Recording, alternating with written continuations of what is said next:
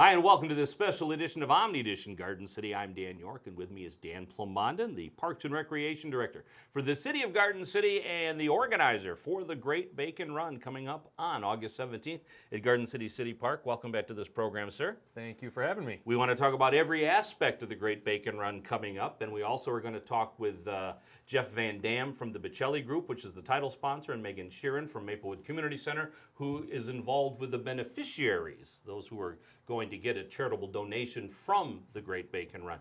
All right, so this is your second year in Garden City City Park. What kind of changes for this year? What did you learn from last year? You know, one of the biggest things that we learned was we occupied a lot of the city roads north of the park and actually just east of the park. We occupied 6.2 miles for the 10K. Approximately about five and a half of that was through the neighborhood roads. It's a lot to manage. It's a lot of volunteers to staff. It's a lot of neighbors that are affected, a lot of residents and citizens. And, you know, we modified that for 2019. We essentially took the 10K and we're doing a double loop. We're doing a double loop of the 5K route, 3.1 miles. In addition to that, we are also utilizing more of the park than we did in years past. That was a comment that did get brought up occasionally from the race committee early on in the planning stages, but various residents would say, hey, the park has a walking path, why don't you use that? The challenge is for a 5K event, when you have over 300 runners, you can't utilize the walking path for a consistent part of it.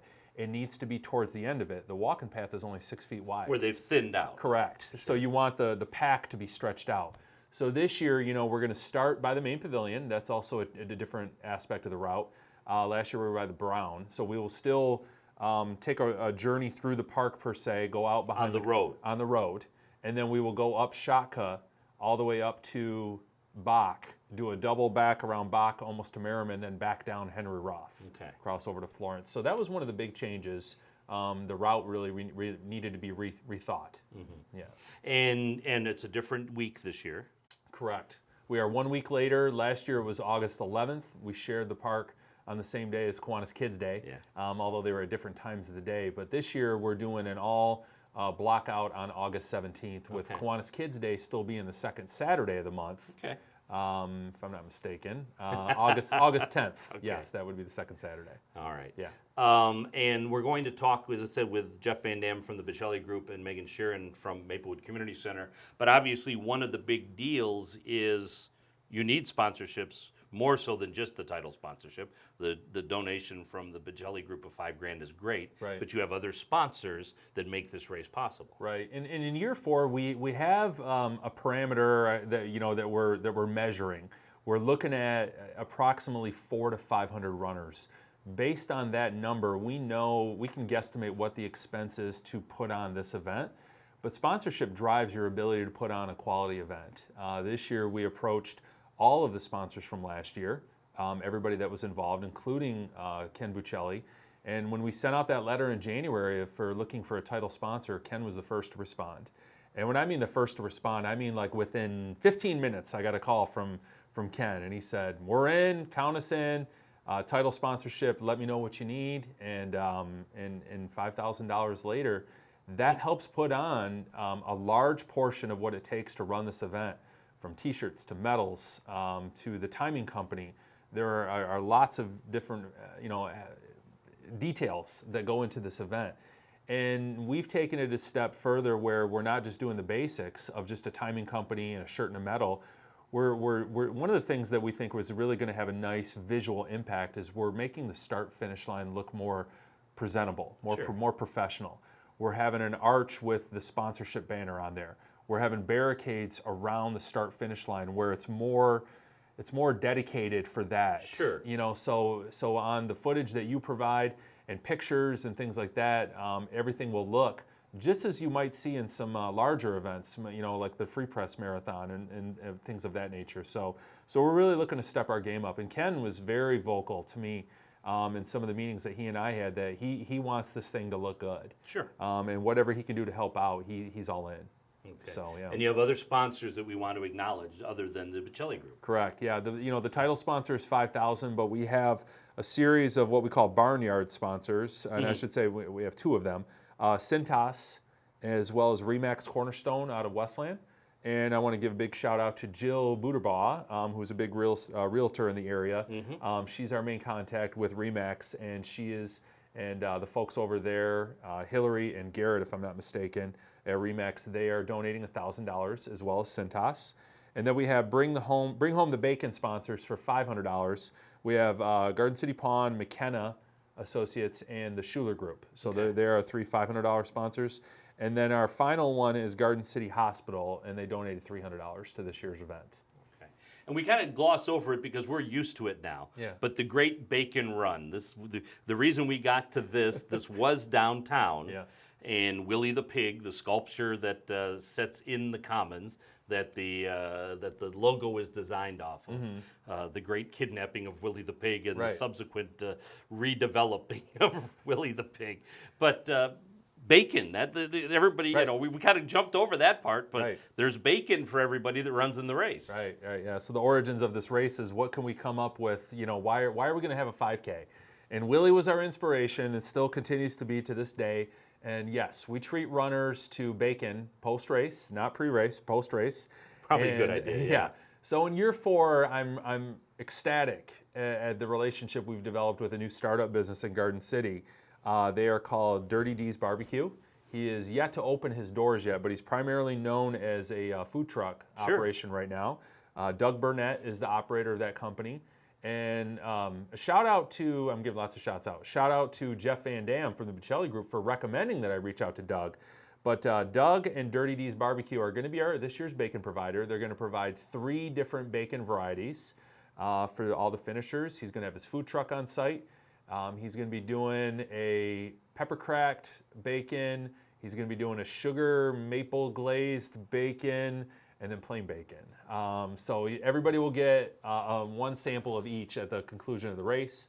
On their race bib, everybody knows they have the bib with their racing number on there. There'll be a little tearaway that they'll go up to Doug and his food truck afterwards to get their samples. So and obviously, if you don't run in the race, there's still going to be bacon to purchase. Correct, yeah. And Doug is also going to have, his food truck will have other items for sale as well. He's going to do a pulled pork combo, and then some other varieties too. So yeah, so it'll be great. So that's really cool. Yes.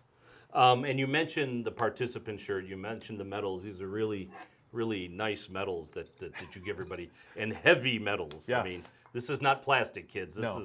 This is solid. Yeah. The one you're holding is, if you hold the ribbon up, it's for the whole hog run. And the reason there's a 10.3 in the bib of Willie on the medal there is because the people that will get that medal will have ran 10.3 miles that day. Okay. So they are doing the 5K, the 10K, and the newly added 1 mile event. Okay. So those folks, and we have 11 folks signed up for that right now. Does my math add up? Yes, it is 10.3. So that is for the whole hog. That's a 5-inch medal. And then going down the line here is the second tier, 9.3 medals, which is the double bacon run. So that's for folks that are doing the 5K and the 10K. Okay. And then But wait, there's more. There's more. If you order before midnight tonight. And this is kind of our signature medal for the majority of the folks that'll be here. This is for the 5K. We also are doing a similar size medal for the kids run, in addition to the 1 mile. So those will all look the same. The medal, they'll just have a different ribbon. That's very nice. So now you're a runner. I used to run 1,000,000 years ago, but 100 pounds ago. But what do runners look for in a street race? They look for a very catchy, flashy medal. They look for a shirt that they can wear not only race day, but probably on another day. So we don't have that shirt this year. This is last year's shirt. But they look for, a well-organized race. They look for a safe race. They expect a good medal. They expect a good shirt. And post-race activities can really boast your event on the next level. A lot of races can simply just put on a race. Anybody can go run, sign up for a race and run the distance they sign up for. But we want those folks to hang out. We want them to socialize. We want them to recreate in the park. When we were in the DDA district down there behind the old Kroger, we wanted them to hang out afterwards. Some races will have a theme with maybe a beer tent. Some will have a food theme. In our case this year, 4 years we've had this, it's bacon themed. So, if we can put on a well-run, professional, organized event with these amenities, we think we're going to get a good turnout. My ultimate goal for this event is to get 1,000 people, for the race. In year 2, we had just under 300. Last year, we had just under 500. So, I think we're progressing in the right direction. So hopefully we'll hit last year's number and maybe even grow on it.